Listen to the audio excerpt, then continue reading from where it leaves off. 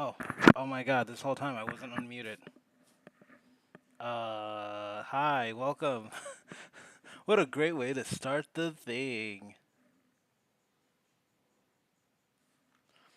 Oh, so for this stream, we're gonna be drawing some of my friends' personas. Figured that'd be nice. One of them got hacked, and the other one hasn't been like talking much because they've been busy. So I was like, oh, might as well just, just like draw something real quick for them. Show that I care. Show them I love them. Show them that they mean they're gay to me.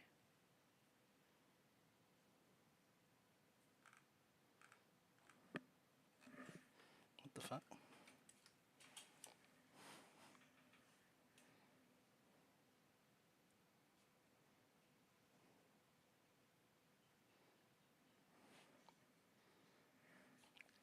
All right, there we go.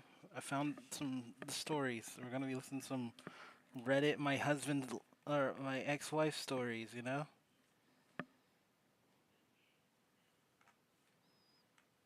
I'll leave like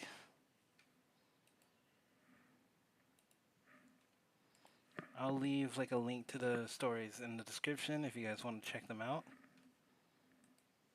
Okay, let's start with My this name's one. Ryan. Hi, Ryan. I like Ryan.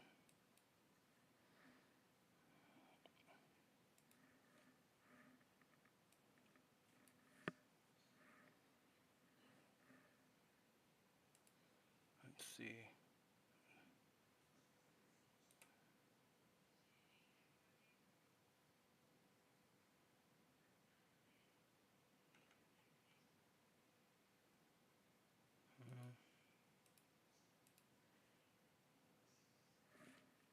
I'm 32, and if there's one thing I've learned the hard way, it's that Voila. nothing cuts deeper than betrayal that comes from your own blood.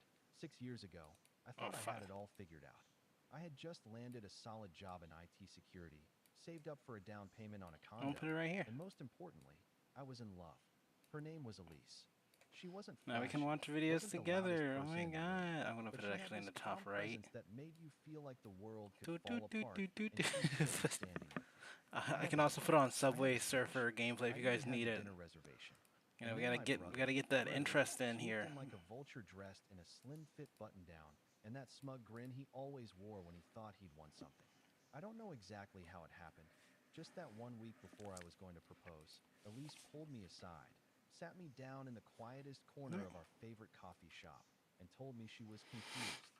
She said she felt something with someone else. And when I asked who, she hesitated just long enough for my stomach to drop before whispering, Drew, my older brother, the golden child, the one who never missed a chance to point out that I was always a step behind, the one who could charm a room and suck all the air out of it, then ask why no one else was breathing. Okay, He'd there always we been go. the louder one, the funnier one, the one our parents looked to with pride while I got the Oh well, my god, as I long as didn't the know you guys could grinder hear gets that. a pat on the shoulder. Ignore I that. can't say I was surprised he tried something like I that. just I was oh god, you surprised guys she could said hear my yes. like They moved in together 3 months later. I kept talking. uh Didn't it answer didn't Drew's happen. texts. There we go. Didn't respond when Elise emailed me. Twice. I deny Asking all if we could accountability for something. that noise. I didn't go to their engagement party, though mom tried guilt tripping me into it. Family is family, Ryan, she said. But all I heard was, your feelings don't matter as much as appearances. So I did what I always do. I shut down, got quiet, and focused on work. I poured everything into my career. I stopped checking social media. I built You walls that guys can even I hear couldn't see me. over. And in those walls, I found peace. Or at least something Hold that on, I'm looked trying to like it. figure out Then where last week, Dad died. It it wasn't won't let sudden. me edit He'd the been sick stream. for a I'm while currently with lung streaming. cancer. But even though we all saw it coming, the finality of the call still hit like a train.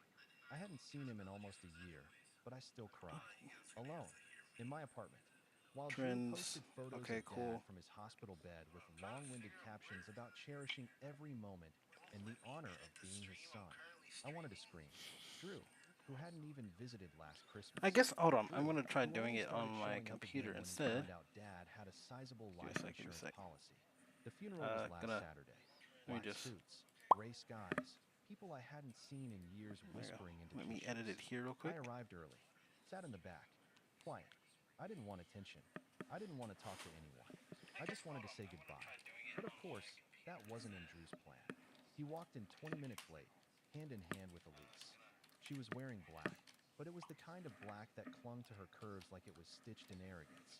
Drew, Yeah. meanwhile, looked like he was walking a red carpet instead of stepping into a church. He saw me almost immediately. I could feel his eyes scanning the room until they landed on mine, and that's when he smirked. Some guys just finish first, he said as he passed me in the aisle, There loud we go. enough for anyone near us Voila. to Now hear. you can see the I didn't stream, flinch. I or didn't you can blink. see the video. I just smiled. Or Then I said, "You still working that office job?" now you can see He the smirked video. first, just slightly. He wasn't expecting that. But that wasn't the Now I'll point. be drawing my That friends. came next. Because just then, a sleek black limo pulled up outside the church, and the door opened. My wife stepped out, and when Drew turned, curious, wondering who I was smiling at, he saw her, and I swear, he nearly dropped Elise's hand. The moment he saw her, his whole posture changed. His chest, which had been puffed out like a peacock's, deflated.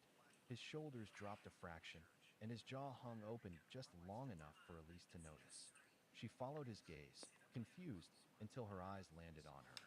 Sabrina, elegant, composed, the kind of woman who There we go. didn't need to raise her voice to own a room. She Da, da, stepped out da. of the limo in heels that clicked like punctuation marks, wearing a tailored navy coat that stopped just above the knees and sunglasses that didn't quite hide the sharp focus in her eyes. She wasn't flashy. She was the kind of woman who made flash irrelevant. She walked over to me with the same calm presence So Elise one used of to them have. gave me their Only now image, I could or see the gave me an difference. image. So I'm gonna go with that Sabrina one first. didn't borrow grace. She carried it. She took my hand and kissed my cheek, and for a moment, I forgot we were at a funeral. The air between us didn't just shift, it changed ownership. Drew blinked like he was seeing a ghost. Elisa's expression twisted, not with jealousy, Oh. but with something worse, regret. I could almost hear the gears turning in her head. Drew was mouthing something, barely audible. Is that Sabrina DeWitt? Yup, the same Sabrina DeWitt who had once graced the cover of Forbes 30 Under 30. The same one who spoke at 3 tech conferences I a don't year, have a shape had tool. started Why her don't I own have a company shape from tool? scratch, and whose clients included half the Fortune 500. And the same woman who, unlike Elise, actually saw me, who liked me when I was quiet, who didn't need me to perform to be enough. But I didn't say a word. I just turned back toward the altar with her hand in mine. The ceremony began, and I could feel Drew's eyes boring into the back of my head the whole time. He was unraveling, and I didn't have to lift a finger. But that wasn't the moment things truly shifted. That came later, at the wake. The reception was held at our parents' old estate, a place that, to me, still smelled like burnt toast and disappointment. The house was full of mourners, and Drew was in his element, shaking hands, laughing too loud, telling stories about Dad like he'd been his caretaker instead of a once-a-month visitor. Elise was glued to his side, occasionally tossing glances at Sabrina and me from across the room. At one point, I walked into the kitchen to get a glass of water and found my mother there, stirring something on the stove. She didn't look up. "I saw who you brought," she said. I waited, and she sighed, deep and theatrical. "It's just, this isn't a competition, Ryan. It's your father's funeral." "I didn't make it a competition," I said calmly. Drew did. 6 years ago. She turned around then, eyes sharp, spoon still in hand. "You're still bitter about Elise? You were barely dating a year. And Drew loved her." I actually laughed. "I was going to propose. You knew that." She waved the spoon dismissively, like she was batting away a fly. "You weren't ready. You never were. Always so cautious. So quiet. Drew goes after what he wants. Maybe you should have done the same." And just like that, I was 12 again, sitting at the dinner table while Drew got praised for making the soccer team, and I got scolded for getting a B in math. I was 17, watching him get the keys to Dad's car while I got told I wasn't responsible enough yet. I was 25, listening to Mom tell me that Elise was more Drew's type anyway when I first told her what had happened. But I wasn't 12, or 17, or 25. I was 32, and I was done. So I said, "Thanks for the advice," and walked out. Later that evening, as the sky darkened and the crowd thinned, Drew cornered me on the back porch. His sleeves were rolled up, and he had a glass of something dark in his hand. Scotch, probably. The same kind Dad used to drink. He leaned on the railing next to me and didn't speak right away. Then, "You really married her?" "Yeah," I said, sipping my water. Crazy world. He scoffed. You always were lucky. I turned to him. No, you always thought charm and shortcuts were the same thing as work. That's not luck. He stared at me. Come on, Ryan. I mean, Sabrina DeWitt? Really? I shrugged. She saw something in me, I guess. Yeah, he muttered, bitter, something with a lot of zeros in her bank account. That's when it hit me. He wasn't shocked I was with Sabrina because he thought I wasn't good enough. He was mad because she was out of his reach. And suddenly, Elise didn't look so smug anymore. She looked like a consolation prize. He was about to say more, but then Mom called from inside. Drew, the lawyer's here. He straightened up fast, like a teenager called to dinner. Ah yes, the will. And here's where things started to unravel. Not for me. No, I had already grieved my father, already built my own life. But Drew, he still believed he was the star of the show. He had no idea what Dad had really been planning these past few years. But before we got to the lawyer and the will reading, something else happened. Something small, but explosive. Back inside, as people were gathering around the sitting room, I saw Elise whisper something into Mom's ear. They both glanced at me. Then Mom turned and said, Ryan, could I have a word? In private. I nodded and followed her into the hallway. She closed the door behind us. Elise is worried that Sabrina might cause distractions. She's very high profile, you know. I stared at her. You want her to leave? Just for the reading. It's family, Ryan. I almost laughed again, but there was no humor in it this time. You know, I said slowly. I used to think maybe you just didn't understand how much your favoritism affected me. But now I see it clearly. You chose not to see it. Ryan. No, I cut in, voice calm low. You and Drew can have your little alliance. But Sabrina is my wife. She stays. I turned and walked away. That was when I noticed the lawyer, a man in a navy blazer with a worn briefcase, setting up at the front of the room. And Drew? He was already in the front row, one arm around Elise, that smug grin creeping back onto his face. He had no idea what was coming. The lawyer cleared his throat and opened the folder slowly, drawing everyone's attention. The room fell quiet, but there was a tension in the air, static, unspoken, almost ritualistic. I looked around the room, Oh my scanning faces god. I hadn't seen in years. Most of them had aged. You ever get They that hadn't moment where you're changed like, at all. man, I And used to be Drew, good at he drawing, and sat then tall, suddenly, confident, it's all with his legs gone. crossed and a drink in You hand, like never he were was an already artist. calculating the numbers in his head. That's how I I'd feel like right to now. begin by thanking everyone for being here today. The lawyer started, his voice dry and practiced. Oh, Mr. I'll Harold probably feel like Whitmore's this for a final wishes while. were very clearly outlined in this document, You which he know, whatever. updated in full a year ago. At the mention of the will being updated, I saw Drew stiffen just slightly. His fingers paused on the rim of his glass. He asked that I read the following aloud. The lawyer pulled out a smaller sheet of paper and began reading a personal message Dad had left behind. It wasn't poetic. It wasn't warm. It was matter of fact, How the about way here? Dad always was. To my family, if you are hearing this, then I am gone. I have no illusions that I was perfect, and I know I left many things unsaid. But I want my last actions to speak clearly. I've spent the last year watching more carefully than most of you know. I've seen who showed up, and who didn't, who gave with no expectations, and who took with both hands. What I built will not go to waste. Not again. A few people shifted in their seats. Mom blinked hard, her lips pressed tight. Drew, however, gave a tiny smirk, like he thought Dad was talking about me. I felt Sabrina's hand gently rest on mine. The lawyer placed the paper down and lifted the actual will. Let's begin with the estate, he said. Mr. Whitmore's residence, valued at approximately $2.1 million, will be transferred to. Drew leaned forward slightly. Ryan Whitmore. You could have heard a fork drop. I didn't move, didn't blink. My expression didn't change. But inside, my heart skipped. Not from joy, from shock. Drew's head jerked toward me. What? He blurted. The lawyer didn't flinch. The primary residence, along with all its contents, belongs solely to Mr. Ryan Whitmore. That has to be a mistake, Mom said, her voice rising. Harold promised Drew the house years ago. There was a previous version of the will, the lawyer confirmed, but it was legally nullified and replaced. This version is final and notarized. Drew stood up, knocking over his glass. This is ridiculous, Dad said. He told me. Please sit down, Mr. Whitmore. The lawyer interrupted, still calm. Drew didn't sit. He was staring at me now, face flushed. Elise reached for his arm, but he shook her off. What did you do, Ryan? What did you say to him? Nothing, I said evenly. Maybe he just saw things for what they were. But that wasn't the betrayal. That came next. The lawyer continued down the list: stocks, accounts, trust funds. Some to me, some to charitable causes Dad had supported quietly over the years. Small things to extended family.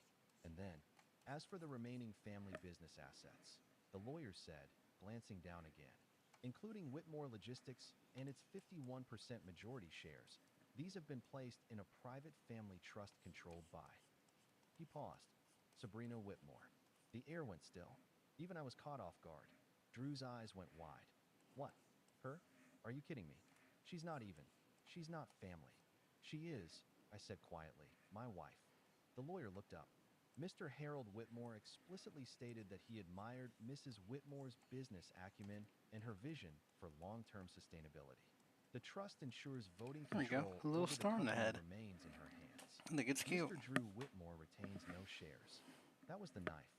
But the twist came from the person none of us expected. Mom stood up. Harold would never do that, she snapped. He would never give it to her. Not over his own son. The lawyer calmly There we unfolded go. another letter. Mrs. Whitmore, there's a personal note addressed to you. Would you like me to read it? I don't care what it says, she barked, eyes burning. The lawyer read it anyway. To Margaret, you've spent the better part of 30 years telling me which son deserved more. I let you. I thought I was avoiding conflict. But I saw how you treated Ryan after Elise left him. I saw how little you believed in him. I stayed quiet when you tried to push Drew into the company. But I'm done staying quiet. This company will go to the person who reminds me most of the man I once wanted to be. You may not like it. That's your burden to carry now. Silence fell, like someone had shut off the sound in the room. Mom's mouth opened, then closed. Drew just stood there, hands shaking. Elise was shrinking beside him, her eyes What? flicking between everyone like she You're so wanted to cute. disappear. Look at And him. then Drew snapped. You Ah. manipulated him, he said. Ah. This is some twisted game. You think you've won, huh? Because you married some rich woman and kissed up to Dad on his deathbed. I stood. I didn't have to manipulate anyone, I said. I just showed up. He moved toward me fast, too fast. But Sabrina stepped in between us without hesitation, calm but firm. Don't, she said. Just that. But her voice could have stopped traffic. Drew glared at her, then at me. And then, for the first time in years, I saw something I'd never seen in his eyes before. Fear. Not of me, not of Sabrina, but of what he'd lost, of what he never really had. He turned to Elise, expecting support, but she just stared at the floor. And that's when I knew. He had no one left to blame but himself. But the real fallout hadn't even begun yet. Because as the room emptied and the lawyer packed up, Sabrina leaned in and whispered something to me. And when I heard it, I almost dropped her hand. Sabrina didn't raise her voice. She didn't need to. Her words were like a scalpel, precise, quiet, and instantly sharp. He tried to contact me, she whispered, before the funeral. A week ago, through a mutual client. I didn't react right away. I just kept my eyes on the now half-empty room, watching Drew storm off toward the garage like a man looking for something to break. My throat tightened. When I asked. Last Friday, she said softly. He asked our client to pass along his number to me. Said it was about a business proposal. I didn't tell you because I wanted to see what kind of move he was making first. And now we knew. He hadn't just stolen the woman I loved years ago. He hadn't just paraded her in front of me at our father's funeral, or mocked me with that smug little jab about finishing first. He was still trying to sink his claws into everything I had, even after everything that had just happened. And the worst part? It still hurt. I thought I was past it. I thought marrying Sabrina, rebuilding my life, and watching Drew's smug smile finally crumble would be enough. But it wasn't, because somewhere deep down, part of me still wanted a brother, still wanted my mother to see me, just once, without measuring me against the shadow she'd shaped Drew into. Later that night, I Here we stood go. in my old childhood bedroom, now empty, stripped down, the posters and trophies long gone. Just 4 beige walls and a small desk that still had a carved R plus in the corner. I must have done that when I was 13, when I still believed love was permanent and families were forever. Sabrina had gone to take a call outside. I told her I needed a moment alone. That's when I saw it. An old photo on the shelf above the desk. Faded, bent at the edges. It was me and Drew in high school. We were at some summer lake trip, shirtless, grinning, arms slung around each other's shoulders like we actually had each other's backs. He had that same cocky smile, and I looked like I hadn't learned how much it could all be ripped away yet. I sank into the creaky desk chair, elbows on my knees, hands rubbing at my face. All those years of trying to earn respect, trying to be the better Oh my man, god. Okay, trying there we not go. to let the bitterness fester. And now here I was, sitting in the wreckage of a family that had never really valued me. A father who came around too late. A mother who still thought I was the backup plan. A brother who saw me as little more than a stepping stone to his next win. I didn't cry, not this time, but I felt hollow, and I hated that part of me still cared. When Sabrina came back in, she didn't say anything. She just placed a hand on my shoulder and stood beside me in silence. I reached up and took her hand, threading my fingers through hers. I don't want to fight them, I murmured. Not anymore. You don't have to, she said. But I also can't just keep letting them rewrite the narrative. I can't let Drew twist this into another story where I'm the villain who stole his life. Then don't, she said simply. Tell the truth. In your way. On your terms. Her words stuck with me. I stayed up that night, walking the halls of the estate. Every corner held some piece of a memory. Some good, some sour.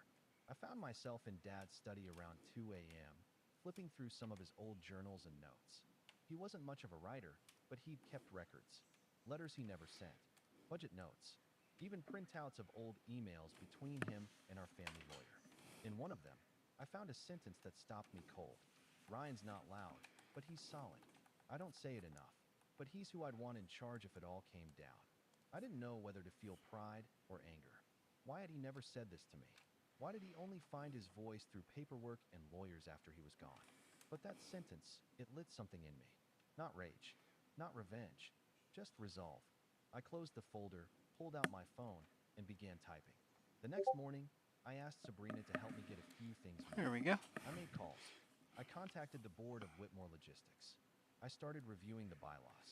I didn't know exactly what I was building toward yet, but I knew I wasn't going to just sit back and watch Drew throw one Come on. last tantrum and try Nope. to burn everything down. Because he would. There we go. I knew that now. This wasn't over for him. Not by a long shot. But it was changing for me. I wasn't going to play defense anymore. And if Drew wanted to test how solid I really was, he'd get his answer soon enough. The shift didn't happen overnight. It never does. But over the next few weeks, something changed, not just around me, but in me. I returned home with Sabrina to our place in Seattle, a penthouse with wide windows and a quiet view of the Sound. The kind of home that felt calm, like it had nothing to prove.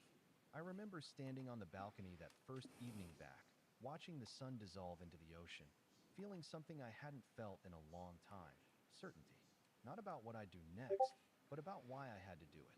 Drew was silent for about 10 days after the will reading.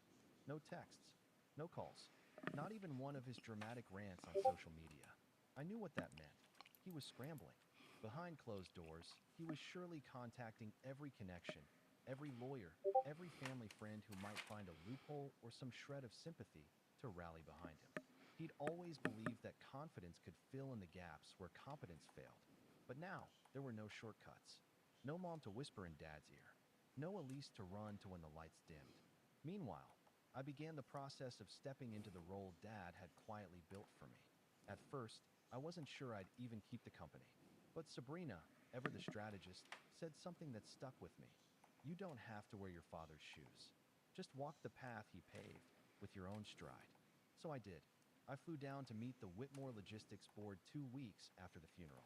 I expected Okay. maybe even resistance. No. Instead, I walked into a room of gray suits and expected There! nothing. We did it! And the first thing Let's the go, chairman said boys! was, "You look just like your Perfect father line when he with. was young."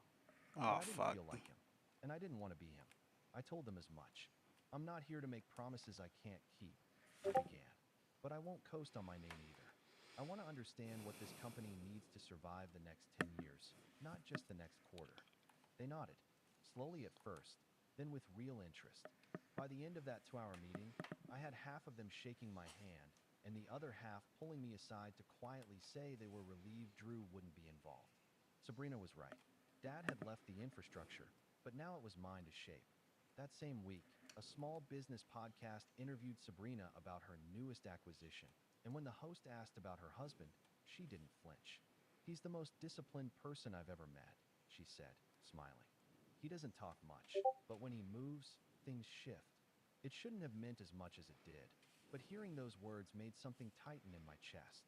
It felt like someone finally saw the version of me I'd always known was there, beneath the quiet, beneath the years of being second best. The next month was a blur of meetings, plans, and quiet victories. Actually, I We think hired a new they CFO have for multiple Whitmer fingers. Agency, Yeah, they have five a sharp fingers. woman named I Natalie can't do with the zero 3 nubs. I tolerance have for to draw a fluff and hand. talent for spotting hidden inefficiencies. I let Sabrina consult on operation strategy, though she never overstepped. She was careful, Motherfuckers with respectful. 5 She let fingers. me lead. And the numbers? They spoke for themselves. Revenue stabilized, employee morale improved, and within 6 weeks, we negotiated 2 contracts that Dad's team had been trying to land for years. My inbox went from ignored to overflowing. I found myself invited to dinners, conferences, private equity discussions, none of which had ever included me before. But through it all, I stayed focused and quiet. Let Drew make the noise. I was building the foundation. Then, on a rainy Tuesday afternoon, the phone rang. I was in the office, going over restructuring plans with Natalie. I almost let it go to voicemail, but something made me answer. It was Elise. Hey, she said softly. There was a long pause, like we were both trying to figure out if we were strangers or still something else. I wasn't sure you'd pick up, she continued. But I wanted to say congratulations. I waited. She sighed. You know, Drew's been difficult. He's taking it hard. He keeps saying you manipulated Dad somehow, or that Sabrina made you do it. Did she? I asked, my voice calm. No, she admitted. He can't accept that you actually came out ahead, that you built something without playing dirty. It doesn't fit his version of the story. That line stuck with me. It doesn't fit his version of the story. Because that's what it always was with Drew. A story where he was the hero, no matter how much wreckage he left behind. And now, he had no narrative that could explain this version of reality where I didn't just survive. I thrived. Elise hesitated. Then, in a quieter voice, can I ask you something? I didn't answer, but she took that as a yes. Are you happy? I thought about that for a long moment. About Sabrina curled up with her tablet on the couch at night, humming softly while she worked.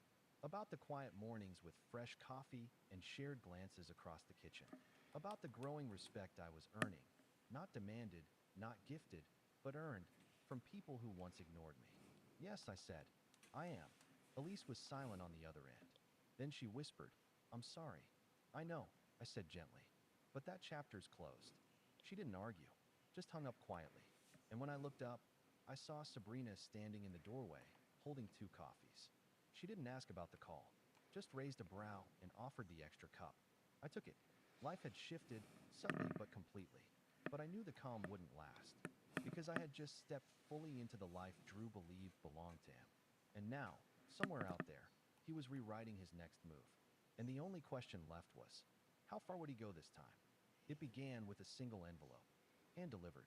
No return address, no note, just my name on the front, pinned in the kind of rushed handwriting you only see when someone is angry or desperate. I opened it at my desk the next morning, a light drizzle tapping against the office windows as Seattle yawned awake below. Inside was a folded set of documents, photocopies of emails, legal filings, and one printed text conversation. My heart rate slowed as I flipped through them. Then it started picking up again. Drew. He'd been trying to sell confidential Whitmore Logistics client data to one of our competitors. Small time so far, nothing that had moved past whispers. The emails showed him offering insight on contracts, vendor weaknesses, even private performance metrics. It hadn't gone through, yet, but he'd tried. And the worst part? He wasn't even smart about it. He'd contacted an old acquaintance of his, someone he used to brag about beating in high school debates. Turns out that guy had climbed up the ladder at one of our rival firms. But apparently, he had a moral compass and a conscience. He sent everything anonymously, didn't want to be involved, but couldn't ignore what Drew was doing. I sat back in my chair, staring at the ceiling. So this was it. Drew hadn't just accepted the loss. He was trying to sabotage me, to poison the ground I was finally standing on. Not to build something for himself, no. That would take vision, patience. He just wanted me to fall. For days, I didn't tell anyone. Not Sabrina, not Natalie, not the board. Instead, I began gathering. I traced Drew's communication patterns. Used my old skills in cybersecurity to check where else he might have sent things, what data might have been exposed. I discovered he had access credentials that should have been revoked when Dad passed, but someone in our outdated IT department had overlooked them. I quietly fixed the hole. No drama, no warnings, just preparation. Because if Drew was going to play dirty, he needed to be several moves ahead. I flew out to New York for a conference the following week. Tech meets logistics, a strange combination, but one that mattered in our world. Sabrina spoke on a panel, but I had a different reason for being there. I met with another company, a startup I'd been tracking for over a year.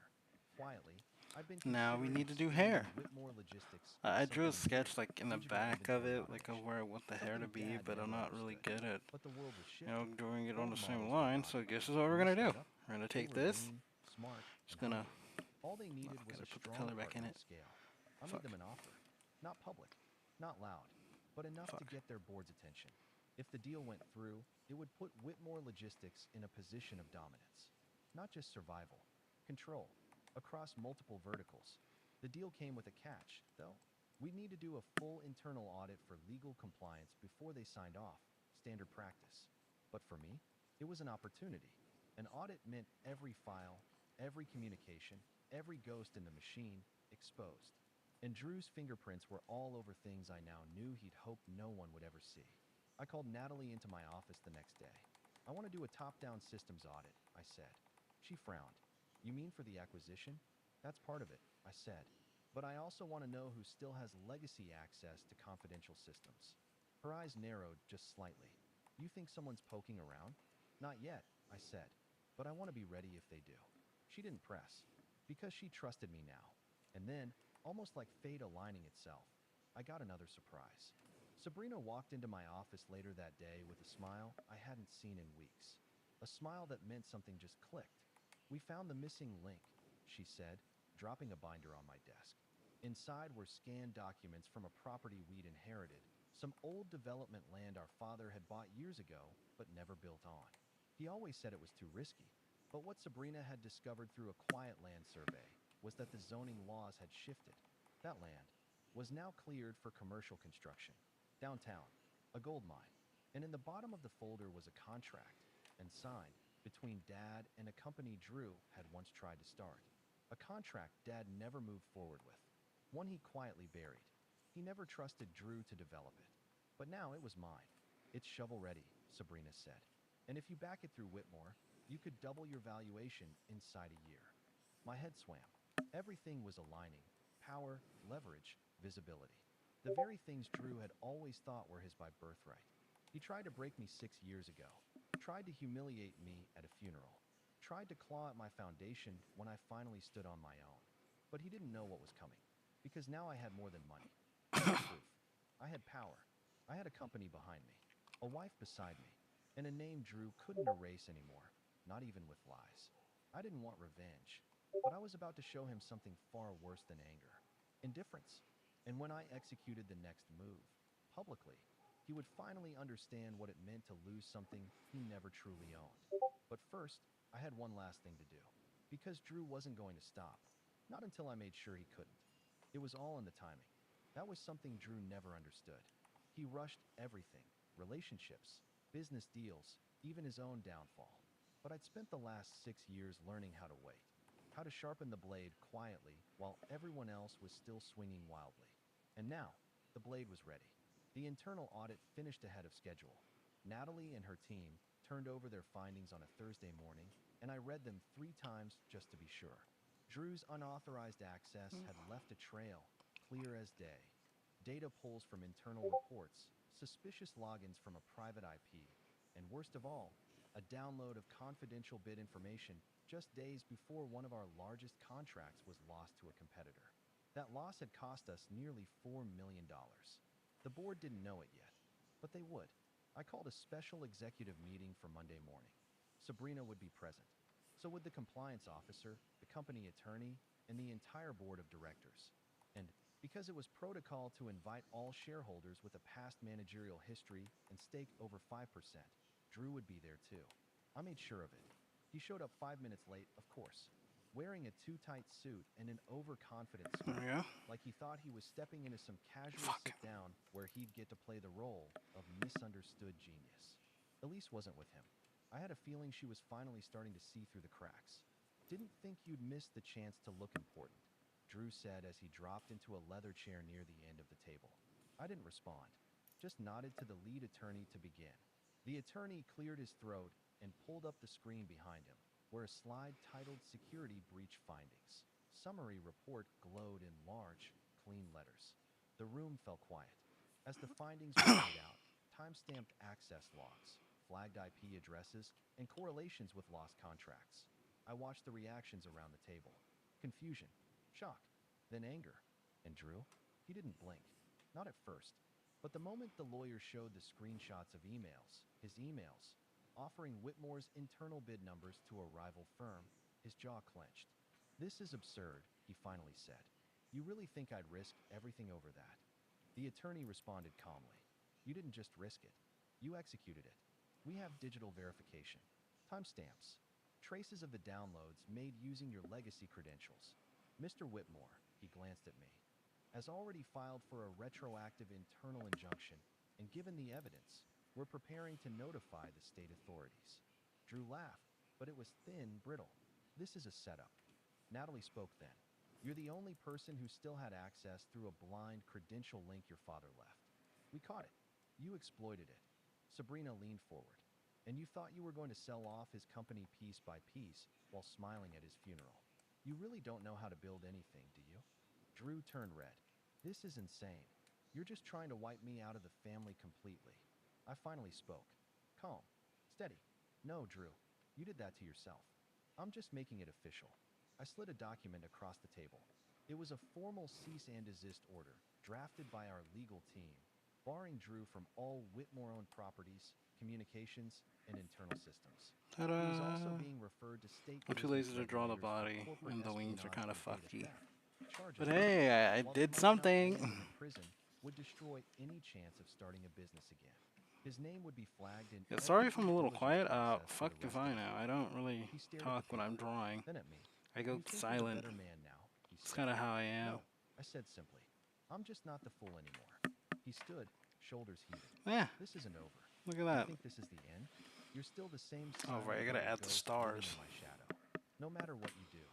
Then maybe, I said, cutting in gently, it's time you stop walking in front of the sun.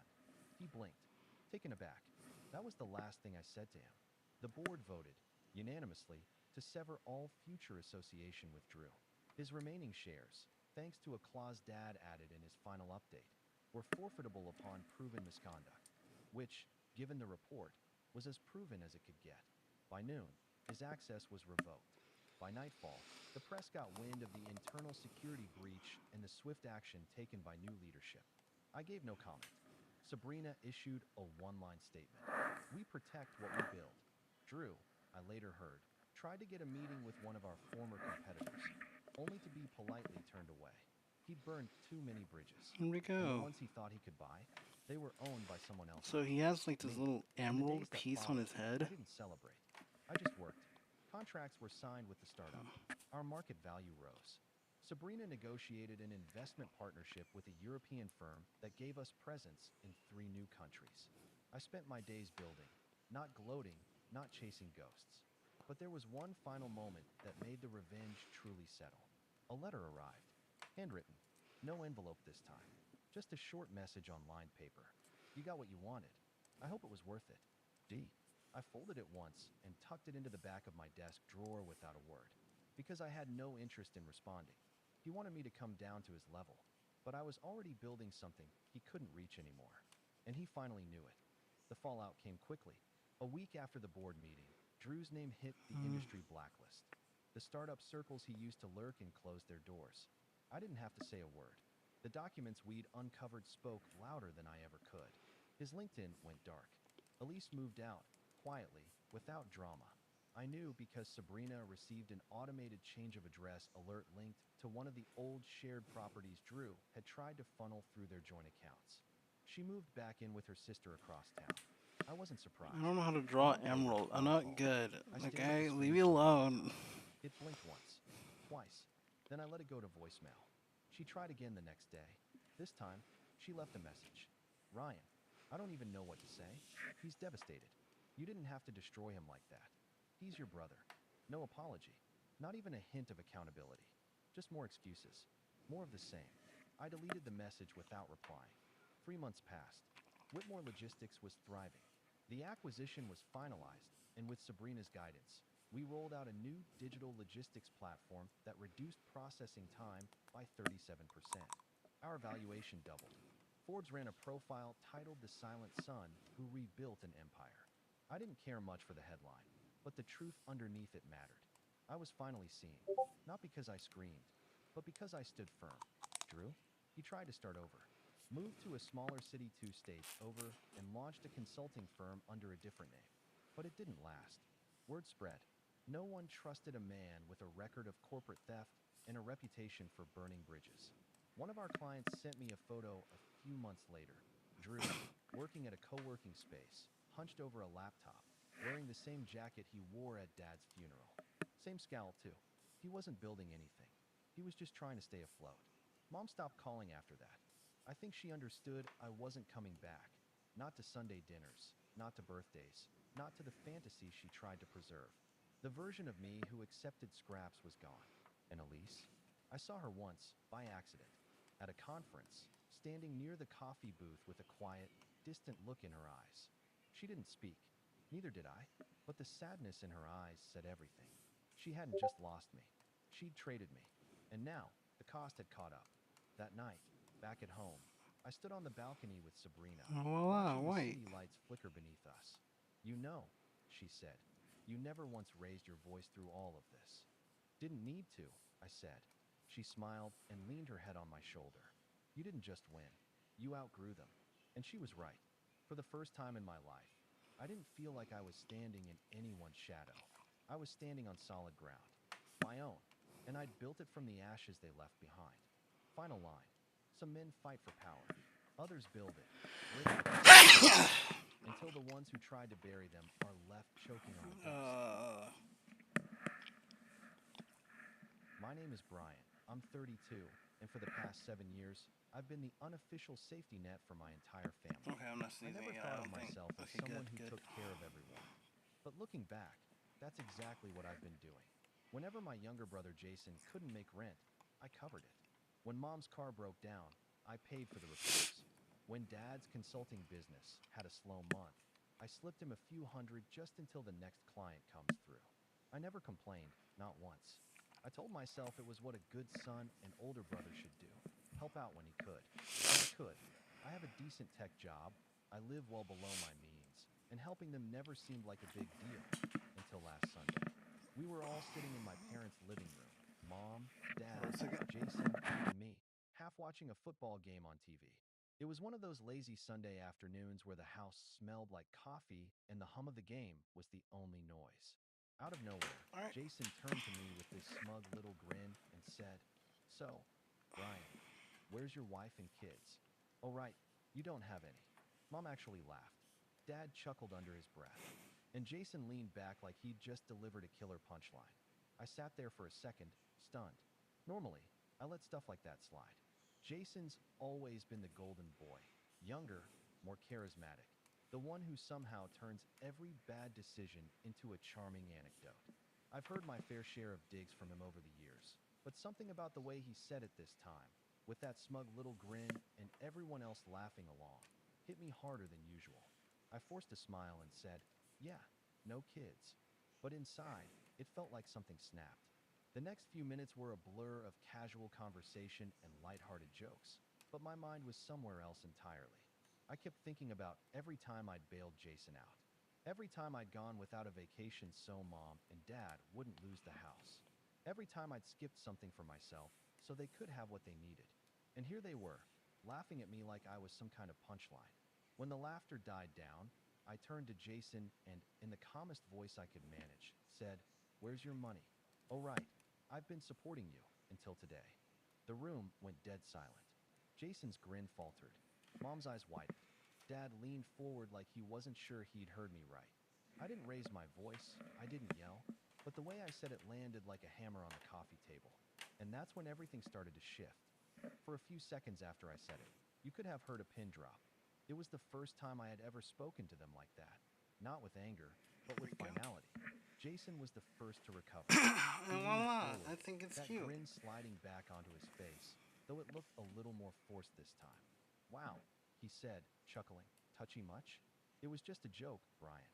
Mom gave a nervous little laugh and patted my knee, like she was trying to smooth things over. You know your brother. He's just teasing. Don't take it so seriously. I didn't answer right away. I just stared at Jason, feeling that hot pressure in my chest that I'd been ignoring for years. A joke, I finally said. Right. Dad shifted in his chair. Look, Brian, we appreciate what you do for this family, but there's no need to get dramatic. Jason's young. He's just having fun. You can't expect him to be as responsible as you. That line, you can't expect him to be as responsible as you, was like gasoline on a fire. I'd heard variations of it my entire life. Jason wasn't held to the same standards I was. The last one. Jason didn't have to get straight A's in school. Jason didn't have to pay rent when he moved back home after dropping out of college. Jason didn't have to do anything but show up, flash that charming smile, and the world bend around him. And apparently, I was supposed to keep enabling it. I didn't argue then. Where I just is stood it? up, It's not grabbed my showing. jacket, Where's my? Oh and wait, I said, can just open I'll the see you folder. later. I didn't slam the door on my way out, but I wanted to. That night, Here. I went home and sat at my kitchen table with my laptop, looking over my bank statements. Thousands, no, tens of thousands, of dollars had gone to my family over the years. Rent for Jason, bills for my parents, emergencies that somehow never got paid back. I had brushed it off every time because I thought And I that's was for doing Zach the right Stream thing. too. But sitting there, staring at the numbers, I realized something. I had made So? it way too easy for them. The next week That's was 2 quiet, streams now. but not in a good way. I got a couple of texts from Mom. You okay? And Jason didn't mean it. You know how he is. But I didn't reply. I needed space to think. By Thursday, I was starting to feel a little better, a little more grounded, when I got a call from Dad. We need to talk, he said. I sighed. About what? About the bills. The mortgage is due, and I know you usually cover the difference. You haven't sent anything this month.